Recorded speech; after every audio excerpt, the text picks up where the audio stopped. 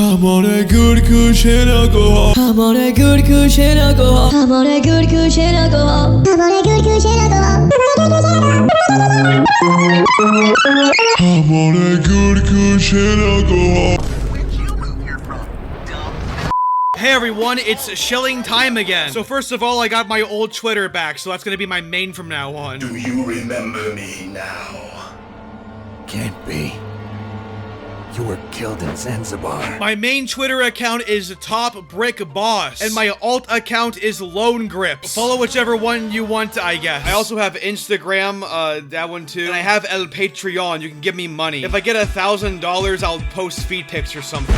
Oh, by the way, before I forget, I have a new podcast now. The podcast is called A Film Sheet, and you can subscribe and watch our new episodes right now. If you want to see me talk movies with Ellis Mark and Jaden from The Sonic Show, hit the link down below and subscribe. Not convinced yet? Here's one of our funniest moments.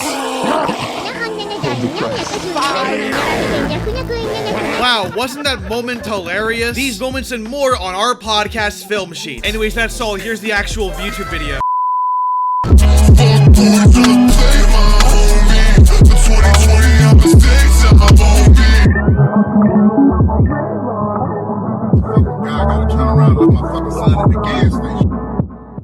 The beauty of art and the beauty of Classic Month is when we celebrate great art. Sadly, a lot of great art is vegetable cinema. At least according to some guy with a TV show, he must be right, because he's on TV! Whenever the Oscars have the nominations announcements, I always feel like that's when it's like movie homework time for me. There's a disconnect clearly between like what we want to watch and what we should watch. This take is fucking dog shit, by the way. It's like, these movies are the vegetables of movies. Okay, buddy, what kind of movies do you enjoy then? Because like the Oscars, it's never like shit that I've seen. They're never like, and the nominees are Transformers. Seen it.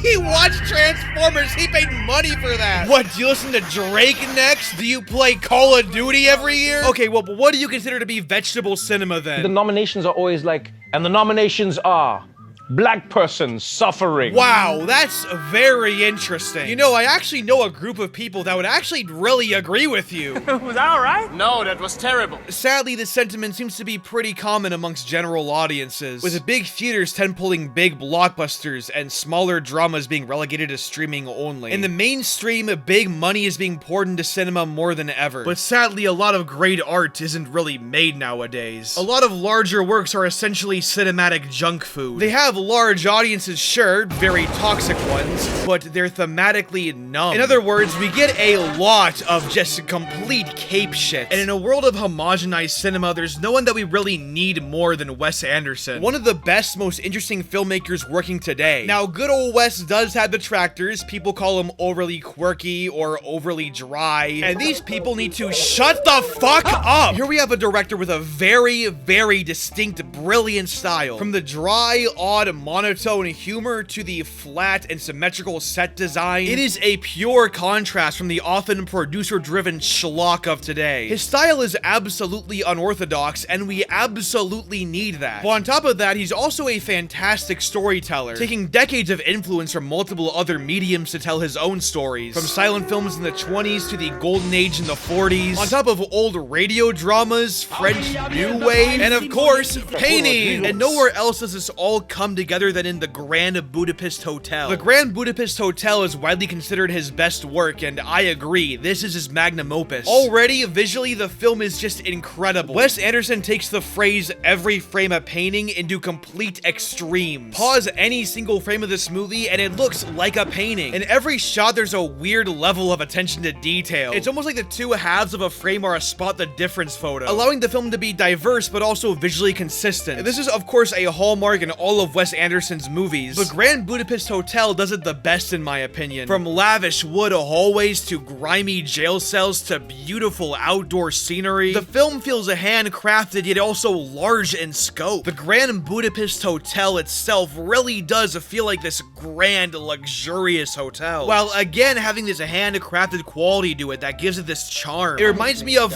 old high school plays that obviously don't have the biggest budget, but people are putting their all into them. Even though funny enough, unlike a high school plays, Wes Anderson actually has access to amazing actors. People like Ralph Fiennes, Willem Dafoe, Tilda Swinton, Jeff Goldblum, Bill Murray, and most importantly, Fragile from Death Stranding, meaning this movie now has Hideo Kojima ties. Well, now you have to like the movie. However, this could all still lead to the film being very pretentious, is what I would say if that was a problem at all, which thankfully it isn't. In fact, Grand Budapest Hotel has a fantastic and a hilarious sense of humor. It's a very dry kind of comedy, held up by amazing comedic timing. The film also has this great sense of child wonder. There's a real storybook-like adventure to this whole thing, which is weird because the film is R-rated, but it goes to prove that ratings and demographics really aren't all that. Now, I spent half of the video talking about everything but the story, and there's kind of a reason for that. This is a very visual movie, and the story wouldn't work without them. This might sound like me saying that the story is bad, but I'm really not. And the story that is there is, while very simple, very effectively told. Remember, film is a visual medium first and foremost, and the storyteller and/or storytelling is just as important, if not more important, than the actual narrative itself. And Grand Budapest Hotel is its own story told very, very well. The story is basically about a bisexual man stealing a painting, while also being framed for murder. And on the surface, this is an incredibly simple backbone, but it's the way this backbone is told and the way the backbone is used to tell deeper stuff that allows this movie to really become something more. This movie is told very disjointedly and fragmentedly. The actual story isn't told until, what, like 10 to 15 minutes in? A large majority of this movie's beginning is just setting up the narrators, which allows the movie to explore things like nostalgia and how stories are told throughout generations, which again, it brings into play the film's storybook-like aesthetic. I'm being very vague about the plot because it really is something you have to experience yourself, and I don't want my video to ruin that personal experience you might have with this movie. The Grand Budapest Hotel is a movie that has quite a few video essays on it, and yet it needs none of them. Not to say that analyzing the movie is bad, of course, but there are quite a few movies that are art house movies that a lot of people usually look up online, you know? And I won't lie, of course, I'm guilty of watching them myself. I love hearing different perspectives and ideas to hopefully gain my own a bit better, just like all the narrators within the Grand Budapest Hotel itself. But Grand Budapest Hotel is one of those movies I've never done that for, because it is just such an interesting, unique experience that's so intimate, and therefore I feel like the distinction between vegetable cinema and normal cinema is not nearly as large of a rift as complete idiots would like to imply that it is. Cinema is a wide, open art form with plenty of different unique ideas, interpretations, styles, and I think Grand Budapest Hotel is the perfect center point for that. Any Marvel watching Joe Schmo can sit down and watch it and go, wow,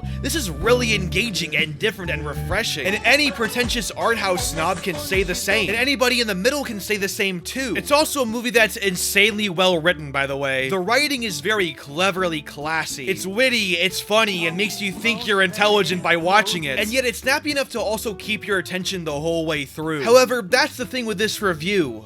You might have seen the title by now. I spent 6.5 minutes just yapping, and yet I just can't really give justice to this movie. Like a good art museum, you really have to be there. It's not enough to just watch a 1080p YouTube video. You have to be there in person and experience everything. You have to watch this movie on your own, experience everything within it. Try as I might throughout this whole thing, I can't review the Grand Budapest Hotel. It's a movie that you have to watch for yourself. A near perfect experience where every little thing is so minutely detailed, so beautifully handcrafted. And like the book itself the movie is reading from, you have to share it down through generations. I can't properly review the Grand Budapest Hotel, but at least I got to share it with you.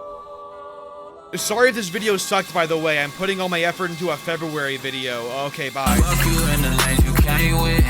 Me and you ain't on the same shit. You ain't in my lane, bitch, nah. Throw that shit in fifth, rollie on my wrist. Ay, baby, you a star, I'm my only wish.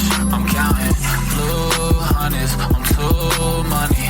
Ay, and my little bitch, she too lovely. Yeah, hanging up and calling me right back. Ay, baby, why you calling me like that? Yeah, getting high with the seat, lay back. Baby, gon' relax, yeah. Hey, they don't know the half, yeah. No matter what happened, I got your back. Baby, that's the facts, yeah. That's the facts, yeah. Yeah, we can fight, but the feeling's gone. I try to find the words, but they never come. I can still see you on the lawn. Hey, laying outside in the summer sun. Yeah, we can fight, but the feeling's gone. I try to find the words, but they never come. I can still see you on the lawn. Hey, laying outside. outside in the summer sun. Hey, I'm with a dark-skinned girl on a Sunday. That's that Black Sabbath. She put them ones all down on a Hyundai, and she had to have it. Baby, that's the facts, yeah. That's the facts, yeah. Let me get a